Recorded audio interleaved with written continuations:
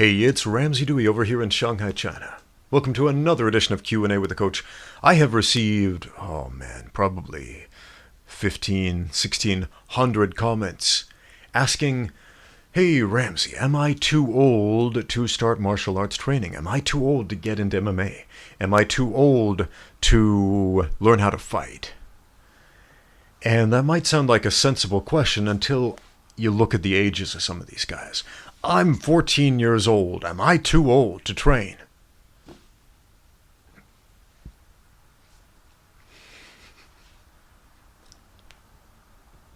What? Most of these comments are coming from guys who are very young. A lot from teenagers, a lot from guys in their early 20s. Like, oh man, I'm 21 years old. I feel like I'm an old fogey. I'm so old and crusty, and I really want to do this, but I don't think I have the time. And okay. Not too long ago, Chinese fighter Zhang Weili defended her UFC title and still champion of the world. Okay? She's 30 years old. And she got a fairly late start in martial arts. Zhang Weili was not initially a combat sports athlete. She was a fitness instructor. A lot of people don't know that. She was a fitness instructor. She had some martial arts experience with Bagua Zhang, Tai Chi Chuan, traditional Chinese martial arts done for health and fitness because she was a fitness instructor. And she ended up working at a gym that started offering jiu-jitsu and Muay Thai classes, saw them and thought, hey, that looks pretty cool. Already in her mid-20s. And then what happened? She went on to become the Kunlun Fight champion in her division. It's kind of a big deal, man. If you're not familiar with Kunlun Fight, I do commentary for them, ringside commentary. Awesome show. Some of the best kickboxing in the world. If you're looking for a kickboxing show to watch or to compete in, man, go check them out. Kunlun Fight Combat League, fantastic stuff. They also do some MMA matches. Zhang Weili, she did both kickboxing and MMA for Kunlun Fight. Became the Kunlun Fight champion a matter of years after starting to train for combat sports. Yeah, she was a physically fit person, again, a fitness instructor. I love teaching people who have an athletic background. Dancers, man, dancers. Most dancers are not interested in fighting. I have a degree in modern dance. I danced professionally in ballet, classical ballet, and modern dance in a few different companies over the last 20 years or so. At a few points in my life, in addition to martial arts. And yeah, there's a bunch of crossover, but what is really interesting about training these people, these dancers who have a very high degree of kinesthetic bodily awareness, is that it gets really fun really fast. I had an interesting comment from our friend Dennis Fritz. He said, starting martial arts training too young is probably a more prevalent problem than starting too old. I agree. Here's what he goes on to say. I once read that the median age of karate practitioners in the United States is 9 years old. 9 years old. That's Chinese sign language for 9. Like you're pretending to be Captain Hook with your one finger. I'll get you, Peter Pan. Okay. Go on an aside right there. Anyway, sign language for 9 in China. So that means that about half of these kids are even younger than 9 years old. Go to almost any karate or taekwondo school in the United States, and you will find them overrun by toddlers and near toddlers. The great majority of kids that age just don't have the mental focus or physical dexterity to get much out of martial arts training. It's just glorified babysitting. Oh, heck yes, I absolutely agree. And I know that'll make some people upset. There are some fantastic kids coaches. There are some great ones. I mean, and go check out Sensei Seth here on YouTube. He's got a very popular Instagram following, not so much on YouTube. And so go check him out. Go show our friend Sensei Seth some love. If you're watching, hey Seth, how you doing? Love your channel, man. Love your content. He's got some great tutorials on karate, kicking, all this cool stuff. And he's a really good kids instructor. You can see how he trains these kids, teaches them some really good stuff, respect, athleticism, martial arts. And I'm sure he'd be a really interesting guy to talk to about training children. Now, I have my own children. I've spent many years training children. And I have a much less optimistic outlook than our friend Seth does about training kids.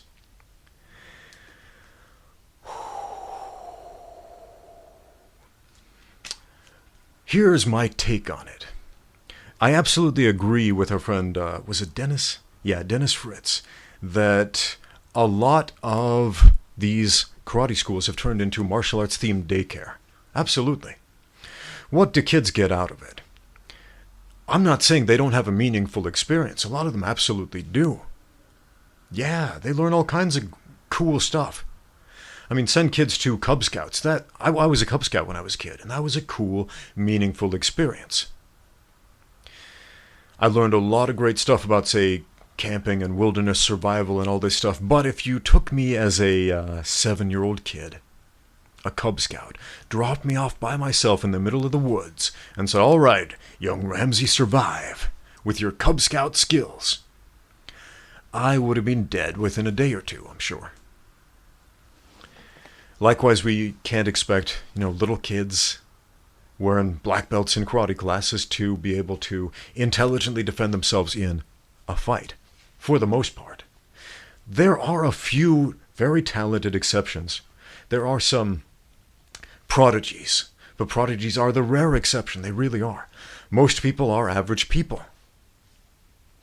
Most people will have average experiences.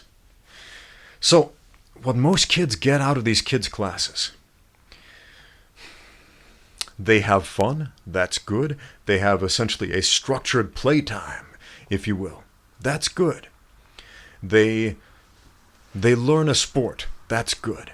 They learn to respect an authority figure and to respond positively in the student-teacher relationship. That's good. These are all good things, and we shouldn't diminish the value of that.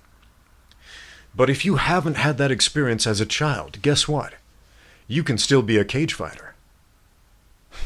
You don't need that experience to be a professional cage fighter. You don't. I didn't have that.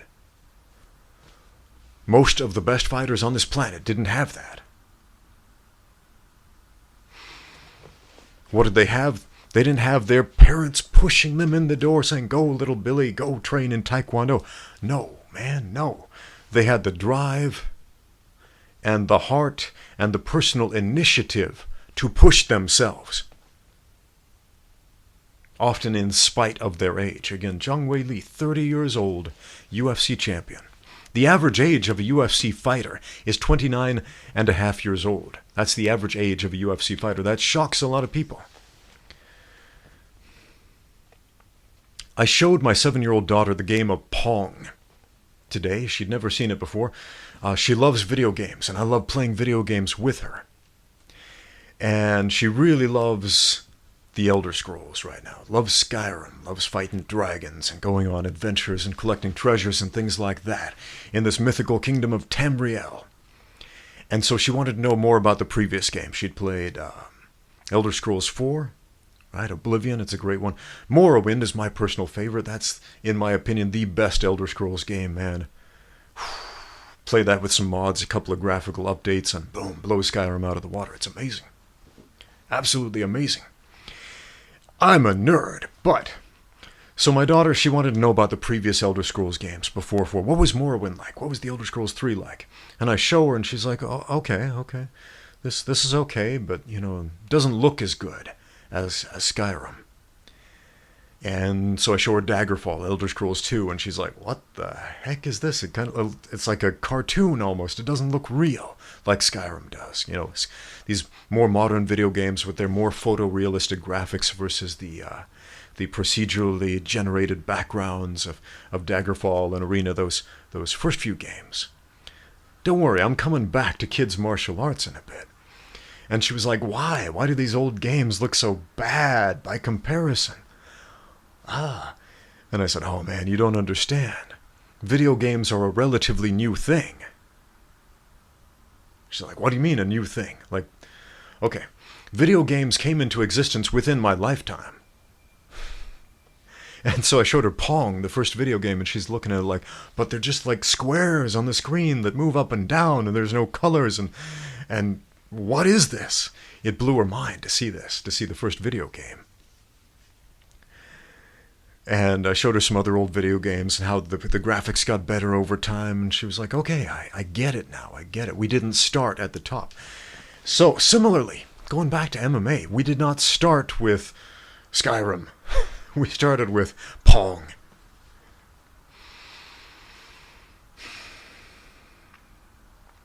Here's what I mean by that.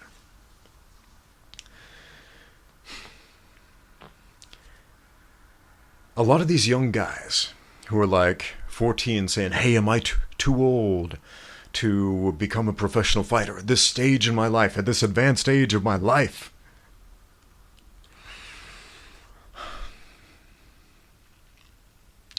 They do not know a world without professional MMA. They don't know a world without the UFC. They didn't know the struggle. They didn't know what it was like back when we called it NHB, no holds barred. They didn't know what it was like when John McCain was calling it human cockfighting and the sport of MMA was banned in most of the United States. They didn't know the time when MMA didn't exist in America, where it was a pipe dream, where it was blood sport, where it was just a movie, where it was Enter the Dragon, and that was it. That was a fantasy that would never happen in real life.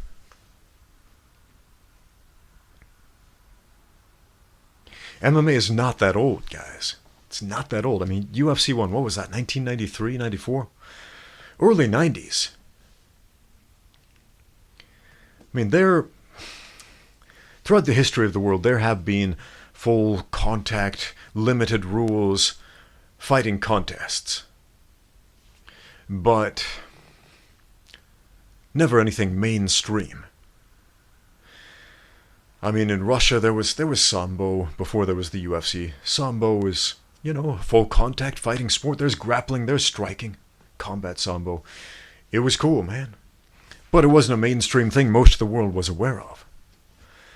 I mean, that old school taekwondo, like around 1950 or so, when the art was being developed, you can see some videos of this on the internet, on YouTube, in fact, of these old school taekwondo competitions, and there were very few rules. I mean, punches to the head, elbows, knees, grappling, kicking, striking people on the ground. I mean, what else, man? What else? Muay Thai. Muay Thai's been going on forever, man. Forever. Well, not forever, but for a very long time. It's a relatively ancient martial art. Somebody asked me a while back, what is it about Muay Thai that doesn't work, that doesn't translate well to the sport of MMA? And my answer to that was, it's the part where you pretend that the floor is lava. And that's about it. Everything else is pretty awesome. Except those pesky downward elbows that the New Jersey State Athletic Commission decided, nah, we're not going to allow that in the sport of MMA. Anyway, so that's a great technique. That's a viable technique. There are a lot of cool ways to use that technique. But yeah, these kids don't know a world without the UFC. Just like my kids didn't know a world without video games or TV or iGizmos or the internet. That's weird to me, since these are such new technologies and they're taking them completely for granted. Like they've always existed and they always will. And so I understand where these young guys are coming from when we can understand their worldview. They might think, well, I have some friends at school who go and take a martial arts class, and so, they're ahead and I'm behind. Nah, man. Let's go back to our friend's comment, not the question, but the comment again. I love the way he worded this. Dennis, starting martial arts too young is probably a more prevalent problem than starting too old. Yeah, man. Yeah. When you were young, you were learning how to learn. You're learning how to pay attention. You're learning how to respect the instructor, how to not run around and throw things and say, "Teacher, you're a poo-poo head." True story. Aiden, if you're watching this, I forgive you for being a brat in my old taekwondo class like 10 years ago, but maybe that was like 15 years ago. Man, that was a long time. Aiden, you're probably grown up watching this right now thinking, was I really that bad? Yeah, you were. You were. But hopefully you've learned how to learn by now. And that's the important part.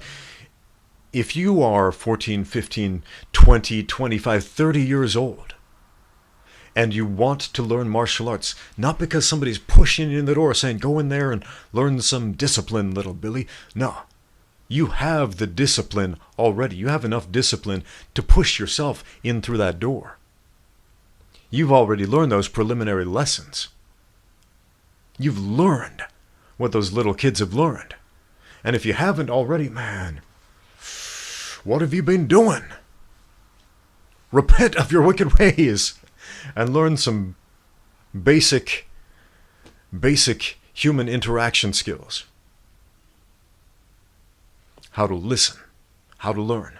That's it. That is the most important thing little kids get out of a martial arts experience. Kicking, punching, that stuff's simple. That stuff is simple. Man, when you learn the basic moves, what's left to learn? The game plans, man. How to win fights, how to use those moves. Here's a chess analogy. You know how to play chess? I've taught my kids how to play chess, and I was shocked how early they learned the moves. Not how to win at chess, but how to move the pieces. They can learn how to move the pieces. They can learn the rules of the game very quickly. 4 years old, they know how all the pieces move. But the strategies, how to win, how to beat me, my kids are always shocked, like, Daddy, how are you so good at chess? Why do you beat us every single time? It's not fair. Why is it that they know all the rules of the game? They know all the moves the pieces can make, but I beat them every single time, without fail. Quickly, any way I want. Why? I'm not even that good at chess. I've just played a lot of games of chess. Man, how many games of chess have I played? I've probably played, maybe 6,000 games of chess. Maybe a couple more. All right, my kids have played, a handful. Maybe a couple dozen games of chess each with me. And while they are trying to claw their way up, I'm obviously not standing still either because I'm watching their strategies and adapting to them. So they know the moves, just like these kids in these taekwondo classes. They learn what a punch is, how to make a fist, how to throw a front kick, maybe how to break a board, how to do the forms, how to shout, Kiai! But do they learn how to win a fight against somebody who knows how to fight? Most of them don't. How long does it take to learn how to ball your hand up into a fist, how to throw a punch, how to throw a kick, how to do a form, how to shout? You can learn that in a day, man. You can learn that in a single day. How long does it take to learn how to fight and prevail in that fight against somebody who knows how to fight?